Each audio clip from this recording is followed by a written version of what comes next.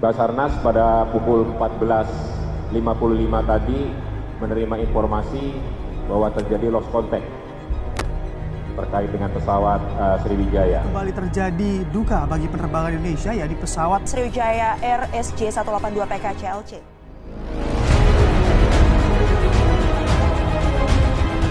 Aduh, wah nggak bisa soalnya masih gimana gitu ya, bekas ledakannya itu tuh. Kabel sama sobekan celana lepis. Kapal jatuh, jadi pendapatan turun.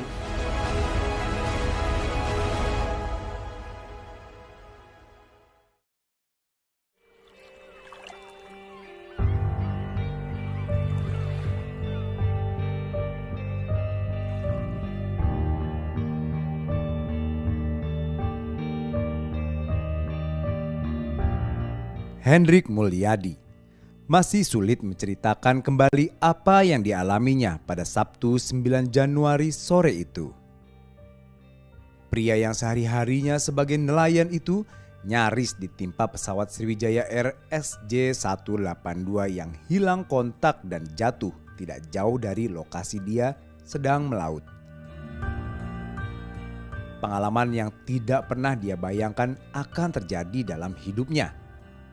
Saat kejadian pesawat jatuh, Hendrik masih belum mengetahui apa yang sebenarnya terjadi. Dia berusaha mencari jawaban dari rekan-rekan nelayan soal gambaran peristiwa tersebut. Begitu tiba di darat, ia menceritakan ke Abidin yang saat itu baru tiba dari Pulau Pari. Usaha terus ditambah masih gimana gitu ya. Gimana tadi kan kita bilang, aduh, wah nggak bisa soalnya masih gimana gitu ya, bekas ledakannya itu tuh. Pertanyaannya begini, bener nggak? Iya bener katanya. Ya udah, jadi saya laporan ke Pak Surahman sama Pak Bambang tuh. Pospol. Ya, ke Pospol. Pas itu dia pun nggak percaya tadinya. Nah, biar ngeyakinin siapa? Pak Bambang, manggilan nelayan. Dipanggil sama Pak Bambang itu ke sana. Barang setelah itu ada berita dari pusat bahwa kapal itu jatuh, baru percaya. Baru pada nyari. Tuh, Semuanya itu pada nyari, Bang. Pada nyari, masyarakat sini pada nyari. Yang ikut di kapal itu aja. Ikut ke kapal, ikut ke lokasi berarti. Lokasi. Bang Hendrik waktu itu ikut? Enggak ikut dia, masih biasalah. Masih goyang. masih oleng. Dia lagi narik bubu ya. Sama Solihin, sama Dia Solihin satu motor sama saya, maksudnya satu kapal. Solihin Ya. itu anak buahnya, Pak. Keras bener udah suaranya. keras. Kita langsung meledak gitu aja. Ke bawah semua maksudnya ya. Pada fokus kerja semua gitu. Fokus lah ya gitu ya. Iya, hujan campur ada angin juga sih. Hujannya deras, Pak. Deras. Deras ya. Anginnya kencang juga. Langit katanya gelap ya, Pak. Gelap ya, Pak. Udah lagi gelap semua. Tiga-tiganya kaget semua udah itu. Langsung pada diem semua udah, nggak ada yang kerja dulu gitu. Langsung berhenti. Berhenti semua ya. Tidak tahu itu apa, itu kenapa, itu nggak ketahuan. Iya, dikirain pertama mah bom aja udah itu. Pas ngeliat serpi-serpihannya tuh baru tahu. Semua naik semua ke atas itu. Sempat kena nggak, Bang? Ya kagak sih, maksudnya ya ketimpa mah hampir. Dia ngeliat ombaknya itu sakit tsunami katanya. Takut. Jadi nyari bareng-bareng. Nah, Pak Solihin, Sapi, saya, Pak Bambang, apa semua, Pak Surahman. Apa tuh yang ditemuin pertama kali waktu di lokasi itu, Bang? Kabel sama sobekan celana lepis yang pertama kali, sama serpin ini dia, kaleng-kaleng. Kaleng-kaleng gitu. Pesawatnya sudah nggak kelihatan? Udah nggak kelihatan. Ada sedikit minyak-minyak yang keluar dari dalam air tuh. Kalau hitung 17-an lah, 17 sampai 16 meter itu. 17 sampai 16 Iya, meter. 17 sampai 16 meter. 12 depa. Kalau kita kan hitung depa ya. Kalau meteran paling 17 sampai 16 depa. Ya lumayan tinggi.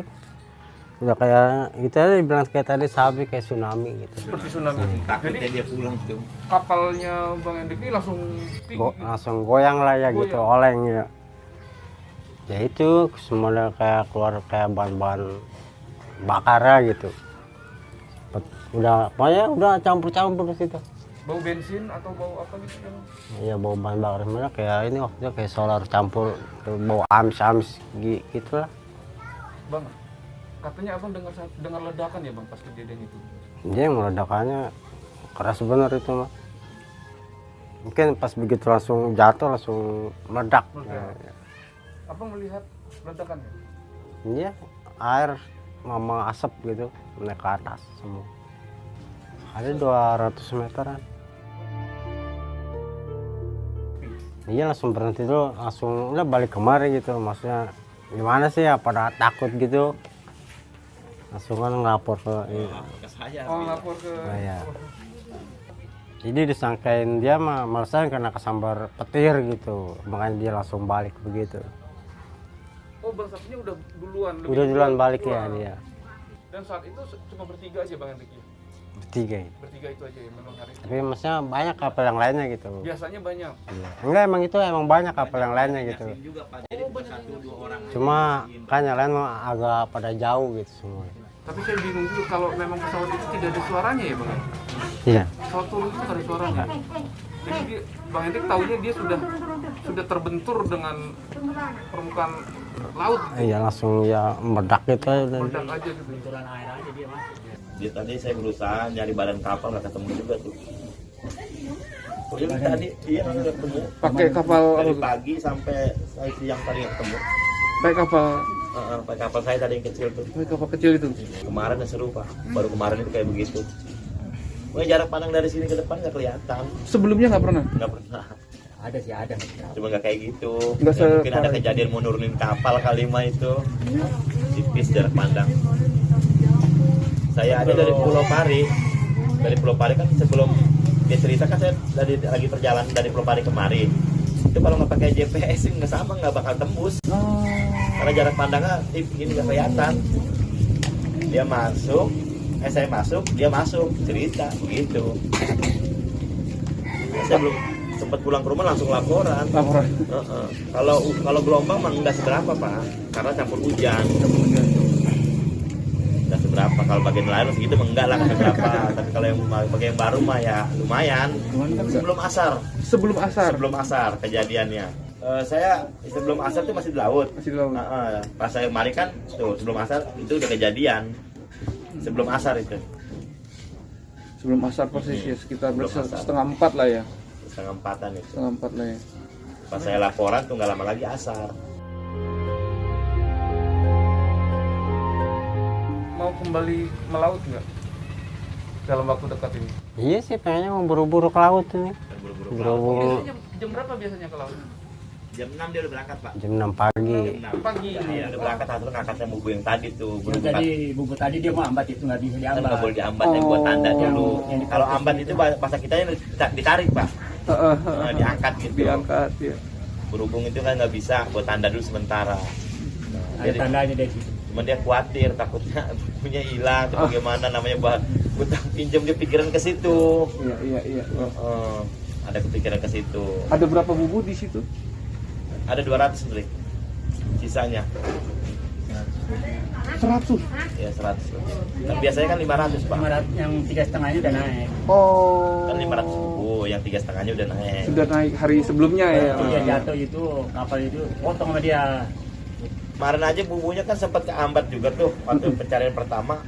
Ya di bubunya itu banyak serpihan kapal, kabel-kabel apa. Mungkin kalau diambat sekarang masih ada. Kalau dia umbal tarik itu sekarang umbal hilang, umbal dia masih ada, tapi ada. Bubu itu kedalaman berapa sih Bang Hendrik? Tadi 16 meter pak. Oh sampai dasar. Iya sampai dasar. Dari subuh saya itu tadi yang ngunjukin pertama juga saya di tempat lokasi nih, koordinat di sini. Oh. Pertama baru pada di sini terus tuh kumpulnya Penanda di gitu. fishing point tadi tuh, anak saya yang itu Fishing point. pakai GPS. Oh. GPS sebelum berangkat di GPS-in, jadi tahu waktu kemarin malam tuh pencarian pertama. Jadi persis di situ ya. Langsung kapal besar tuh buang jangkar di situ. Posisi udah pas ya. Terus tim kata dipanggil lah sama orang IPB itu nih, di sini posisinya nih banyak, ini kan udah kelihatan tuh logam-logamnya. Di situ terus nyari terus di situ sampai ketemu apa tahu itu banyak di situ. Begitu mendapatkan informasi dari pusat mengenai apa yang terjadi, warga Pulau Lancang langsung bergerak ke lokasi pada Sabtu sore itu juga. Mereka ke titik lokasi yang sesuai dengan cerita para nelayan dengan kapal pribadi. Mencoba melakukan pertolongan apabila ada korban yang membutuhkan bantuan. Kejadiannya seperti ini Bang, ada nelayan. Nelayan mendengar dan melihat kapal yang jatuh. Setelah itu dia pulang langsung ke pulau melapor ke pos polisi. Nah, makanya akhirnya kita sebagai warga di sini antusias ke laut mencari lokasi tempat jatuhnya kapal itu. Setelah itu ya kita temukanlah lokasinya itu. Nah, baru kita mencari puing-puing, kan saya sempat terjun ke laut juga tuh, loncat ke laut tuh pakai pelampung biar kita tahu bahwa apa benar ini puing-puing ini kan kapal, pesawat, apa benar. Setelah itu kita tarik pakai jangkar. Nah, ketemulah puing pertama itu, nggak tahu itu apa bangku apa kita nggak tahu ya, dengan celana lepis, potongan celana lepis. Ya kita tarik pakai jangkar, jadi nyangkut di jangkar. Baru kita share ke teman-teman bahwa oh lokasinya di sini. Udah, baru para petugas Basarnas datang, angkatan laut datang.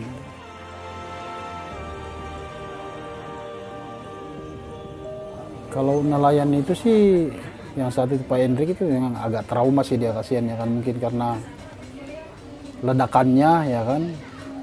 Nah, dia temannya laporlah ke si Pak Bidin. Nah, Pak Bidin lapor ke pos polisi. Akhirnya pos polisi mungkin mencari kapal, akhirnya kita berangkat ke laut. Kejadian laporan itu mungkin perjalanan dari tempat kejadian ke pulau itu sekitar setengah jam lah. Jadi kita ke sana udah jam 4. Udah jam 4 kejadian ya kan, kita nyampe di laut tinggal gelembung-gelembung bahan bakar yang kita perhatikan itu kita isi. Jadi akhirnya kita lokasi. Tidak ada terlihat puing. Enggak ada terlihat, enggak ada. Cuman ada busa-busa yang kecil halus. Setelah kita dapat itu apa dari nyangkut di jangkar itu, nggak tahu apa itu puing-puing itu. Baru kita bawa inilah lokasinya, karena kan kita berpatokan sama laporan nelayan ini bahwa di situ lokasinya. Karena ada tanda semacam apa ya, penanda bubu itu tuh nelayan, ada tanda yang kayak bendera nggak dilepas. Pas di situ lah emang lokasinya sampai sekarang tuh. Emang lokasi nelayan tempat mencari ikan sih daerah situ. Kalau emang hari itu cuaca emang waduh gelap. Pas kejadian itu gelap, memang itu kejadian itu gelap. Padahal masih sore ya. Padahal udah baru mau menjelang asar sih sebenarnya, mau menjelang asar ya. Cuaca memang gelap, memang beda, gelap. Hujan. Angin nggak seberapa, nggak terlalu kencang benar. Cuman cuaca emang gelap benar. Jadi jarak pandang itu dekat, nggak bisa jarak pandang jauh, nggak bisa. Jarak pandangnya terbatas. Ya, terbatas ya. Warga semua antusias ke lokasi itu karena kan petugas dari Jakarta kan belum datang, belum ada kabar ya. Jadi nunggu warga semua yang turun. Warga turun ya. Dengan kapal pribadi, dengan antusias dengan sendirinya. Ya mungkin karena rasa kemanusiaan ya kan. Itu. Siapa tahu kita masih ada yang bisa kita tolong apa. Serpian kita itu nggak ketemunya itu udah dalam, kena jangkar aja. Ya, di permukaan itu udah tidak terlihat. Ada di permukaan. Permukaan itu cuman gelembung bahan bakar. Nah, ya. Pastilah nggak mungkin gelembung bahan bakar itu, pastilah pesawatnya di situ lah, di bawah-bawah itu. Airnya juga kan nggak dalam, paling 20 meter lah mungkin. Kalau suara sih pas itu mungkin kapal, ya karena kan hari itu hujan ya kan, gelap, ya orang sangkanya petir atau geledek aja. Tahu-taunya rupanya kapal yang pesawat yang jatuh. Ya heboh lah Pak, karena kan baru kali ini ada kapal jatuh dekat Kepulauan Seribu ya kan. Iya, Kepulauan Seribu. Kaget sih, nggak nyangka bahwa akan ada kejadian seperti itu ya kan. Kita sampai Isa, sampai nunggu sampai nunggu tim dari Basarnas sudah pada datang, udah baru kita angin juga udah mulai turun, nggak memungkinkan kan kita berlabuh di situ. Akhirnya kita masuk di pulau. Setelah peristiwa jatuhnya pesawat Sriwijaya Air, para nelayan tidak bisa mendekati lokasi tersebut. Belasan kapal dan ratusan petugas penyelam sibuk mencari korban dan serpihan kapal di lokasi. Kondisi ini membuat para nelayan harus bergeser titik lokasi mencari ikan. Sayangnya, setelah alami penurunan pendapatan, hasil tangkap mereka pun tidak laku. Karena masyarakat jadi khawatir mengkonsumsi ikan hasil tangkapan mereka. Sekarang teman-teman nggak bisa masuk mendekat ke lokasi? Nggak bisa. Udah nggak bisa? Nggak bisa. Soalnya kan dijaga sama kapal. Takutnya ada yang nyangkut atau apa. Namanya di Bubu kan nggak sama kayak Bagang. Kalau Bagang kan posisinya kan cuma cuma di setengah air doang. Kalau Bubu kan di bawah dasar. Kedalaman paling dalam 30 meter sama 15 meter. Jatuhnya itu persis di tempat teman-teman nelayan ini biasanya cari hasil? Iya, di situ bareng. Jadi pas itunya, ya namanya, dulu saya sih ada dibaca ada kapal jatuh, namanya lebah rajungan pisan di situ. Kalau ditawurin lagi ya rajungan langsung hilang. Jadi pendapatan turun. Ya sebelum kapal terjatuh, ya pendapatan lumayan. Pas tibatnya kapal jatuh ya pendapatan unblock turun. Ya. Pengen dapat paling tinggi 15 kilo. Udah itu Pak paling tinggi. Ya sekarang nawarnya jajal di Pulau Laki di Pulau Bokor. Pulau Bokor. Iya, ini namanya geser nih berarti. Iya, geser. Namanya saya karena ini ngerantau dari Gembong kemari. Ya penghasilan ya gitu. Berapa jauhnya tuh Bang dari posisi yang kemarin sampai ke Pulau Bokor itu berapa lama jaraknya? Jaraknya minimal 1,5 jam. Biasanya kalau di sini kan cuma setengah jam. Ini mah 1,5 jam kan ke sono larinya. Minimal bensinnya 15 liter. 15 liter. Pokoknya sehari pesangon 700 itu sehari. Berarti ada tambahan biaya lagi nih untuk bahan bakar buat ngelaut ya. Iya. Kalau di Pulau Bokor itu gimana hasilnya? Bagus nggak? Sama nggak kayak yang di lokasi yang sekarang? Beda. Iya, baca kan ya menurun dah. Namanya baru jajah lagi. Namanya biasa di situ, sekarang pindah. Biasanya kalau yang pas kapal jatuh kan rajungannya kan lumayan gitu pendapatannya. Pas dibaca pindah, namanya ada kapal jatuh, terus mau gimana? Dengar-dengar katanya juga masyarakat juga takut makan makanan laut. Nah, iya itu. Kenapa yang bengis makan cumi? Cumi itu sama kalau ikan nggak terlalu pengen cumi. Biasa pendapatan harga segini, terus cumi jadi unblock parahnya. Harganya gitu. Karena memang cumi itu yang makannya tuh yang beda gitu sama yang lain-lain. Iya. Cumi itu makan bangke gitu. Iya. Ya kenapa sebelum tahun baru kan udah kemari. Kemarin ibaratnya emang pas terjadi kapal itu jatuh sebelumnya emang pendapatan emang ini lagi naik. Pas itu kapal jatuh ya itu semua gimana ya pindah. Ya kalau di pengepul kalau rajungan ya kagak sih kalau harga mah ya pengen dari yang lain doang yang turun. Jadi kan pengepul yang lainnya kan atau beliin cumi. Dia beliin cumi tapi berani tapi dia jual lagi nggak laku.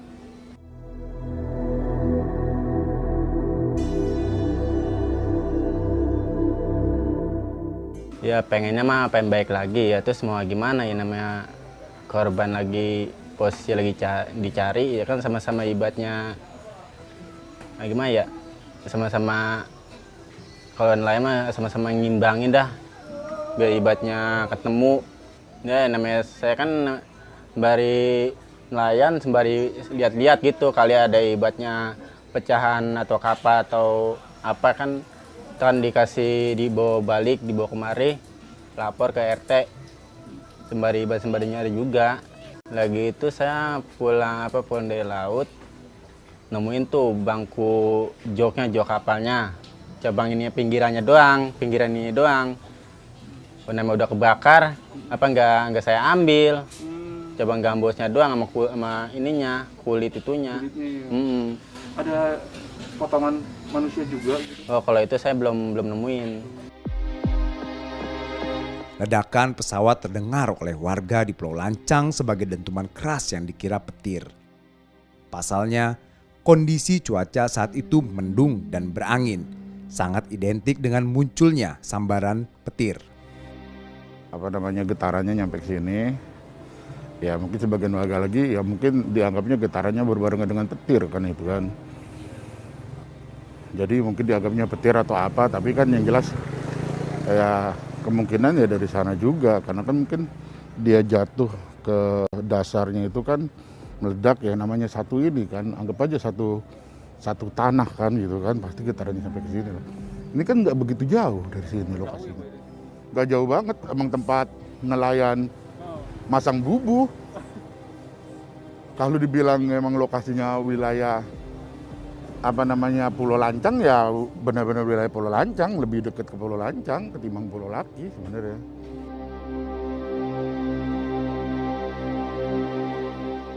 Awal-awalnya kan kita juga nggak tahu kan bahwa yang jatuh itu adalah kapal Sriwijaya Air gitu kan.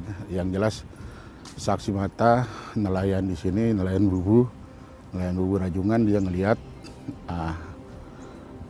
ada ketika itu ada ledakan dari bawah dan hampir ledakannya, dia bilang sih ledakannya hampir mengenai dia, mungkin airnya gitu kan, percikan airnya mengenai dia. Dia langsung pulang dan menyampaikan, kebetulan di sini saya dapat info dari Babin Kamtipmas ini, Pak Lurah,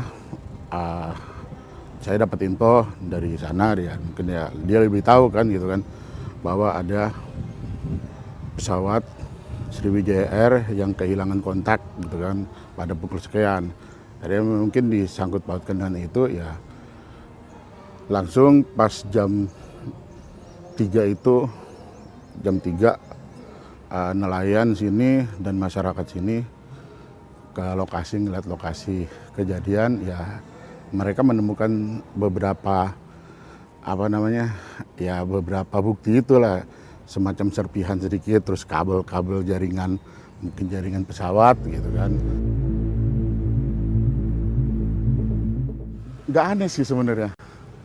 Untuk di pulau nggak aneh, apalagi sekarang emang lagi musimnya. Kalau musim angin kayak gini ya, hujan angin ya pasti gelap. Pasti pasti gelap gitu. Sebenarnya nggak aneh, itu memang udah kejadian alam yang emang udah alami kejadian seperti itu. Kalau untuk di pulau tetap mereka kan tetap yang penting kan anginnya nggak terlalu kencang kan gitu kan itu juga dadakan kan. Emang hujan dari sore, dari pagi, tapi pas jam segitu itu kan hujannya lumayan deras, kencang, itu gelap gitu kan. Ya ada petir. Ya itu dia, dianggapnya petir. Emang ada petir juga. Kalau bicara terganggu ya udah pasti ya agak terganggu, karena ya emang lokasi mereka kan mencari nafkah ya dengan memasang bubu itu di sekitar situ. Sementara kan kita nggak boleh, untuk saat ini kan nggak bisa kan ngedekatin lokasi itu kan, harus steril kan. Ya untungnya warga sini juga memaklumi untuk hal itu. Harapannya sih, kalau saya sih pengennya secepatnya udah jelas ketahuan, biar nggak lama-lama keberadaan situasi seperti ini, biar nelayan kembali lagi bekerja seperti semula gitu kan. Harapan kita sih seperti itu, tidak dengan kejadian ini tidak berlama-lama, ya mudah-mudahan cepat diketemukan semuanya yang hal-hal yang mereka butuhkan gitu kan, sesuatu gitu kan, biar masyarakat sini juga bisa kembali beraktivitas.